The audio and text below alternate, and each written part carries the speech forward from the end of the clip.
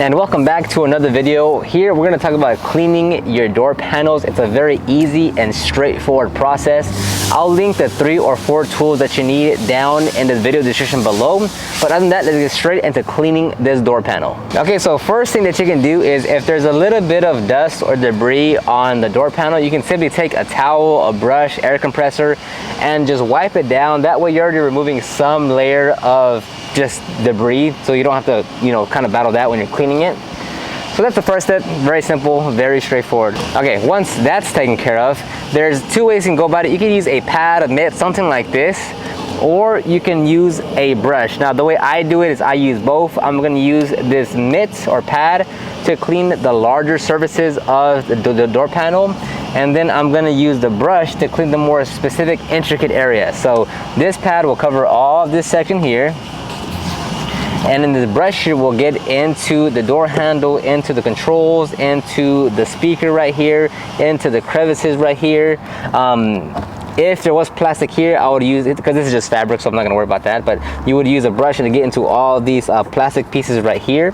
So that's the combination I'm going to use. Now if it's a hot day outside and your door panel is warm hot, I would highly advise against spraying directly onto the door panel, just because since the surface is hot, it's going to dry up the cleaner, and if you don't get to it fast enough, or if it sits there too long, then it may actually stain. Not that it'll damage it, but it could stain it, and it's extra work to get that out. So if it's on a hot day and the door panel is hot, spray onto the mitt or brush and then work it in like this.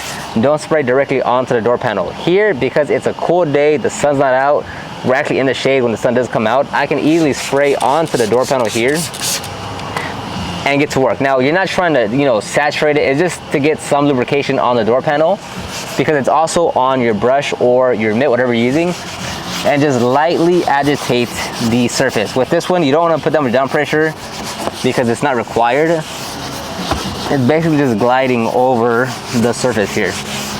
Now again, because I'm in a cool temperature, I have very ideal conditions right now.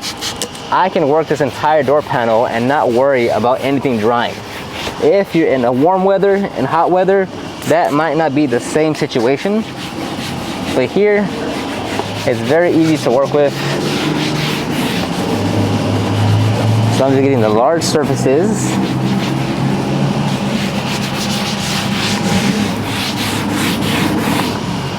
Now, I could go directly onto the seams here because the weather is favorable. So that's what I'm going to do. Now I'm going to get all the tight areas. I'll do one light, quick mist onto the controls here just to get some type of lubrication. I'm going to open everything up and agitate with my brush. Now again, we can always do multiple passes, so I'm just trying to get whatever I can. It's not like I'm trying to be perfect on this one right now.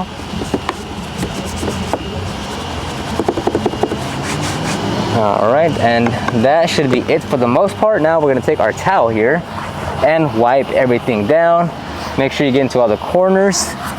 Again, it's not about being perfect right now. We're going to inspect the work that we did and see what areas need attention, and then we'll go on from there.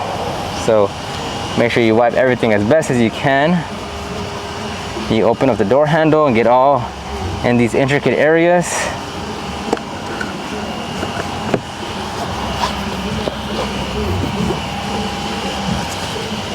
So I'm going to use my towel here, and I'm going to put it in the controls here, where the window where the window controls at, and I'm gonna lightly just kind of dry everything around there.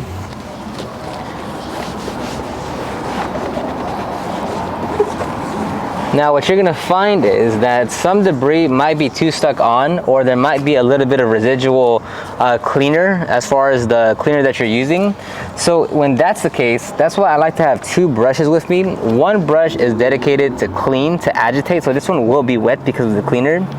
And I like having a second brush that stays as a dry brush, meaning I'm going to use this to get into the intricate areas to push that residue, to push that debris out of the tight spot. So this one stays wet because it's the one I'm using to clean. And this one I'm using to get the excess residue debris out of the tight spots. Okay, so after your first pass, then it's gonna inspect and see, okay, what do I need to touch up? What did I miss? So I can see there's still a little bit of debris here on this corner here. I can see there's still dust and debris a little bit trapped in this little crevasse right here. And there's still a lot of caked on dirt in the speaker here. So that's when you just go back and touch up those specific areas. So if you need a more tight spot, you can use your brush here and get into those intricate areas that you missed. And simply just work those areas until you're happy with the desired results. It's really simple. The door panels, anything plastic, leather is very, very, very easy to clean. So there's a little bit of trapped residue in there. So I'm gonna use now the dry brush to get that out. And that is now out, and that is literally it. So inspect what you need to inspect.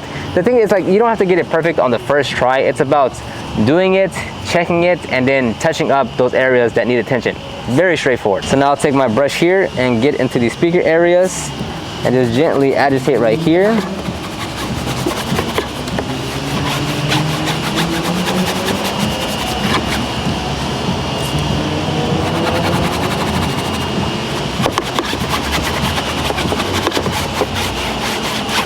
Now you take your towel and try to get as much as you can, but you're not gonna get much just because there are actual holes and the cleaner is in there. So if you have compressed air or even a vacuum to vacuum it out, for instance, obviously if you have an air compressor or blower, you can blow that liquid out. Or if you have a vacuum on hand, right, you just turn it on and get some of that liquid out.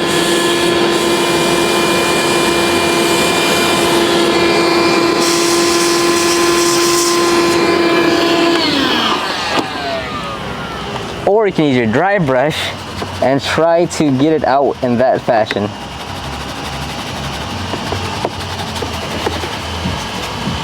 So now I can still see there's some caked on, some stains over here on this speaker here. So I'll take my brush, spray some in here, and agitate.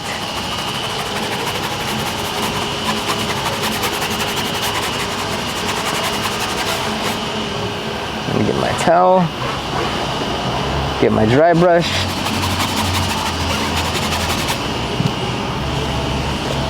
And there's a little bit of some blemishes here, so I'll see if I'll be able to remove that. I'm going to spray a little bit and just work this little section right here just to see if it's going to come out.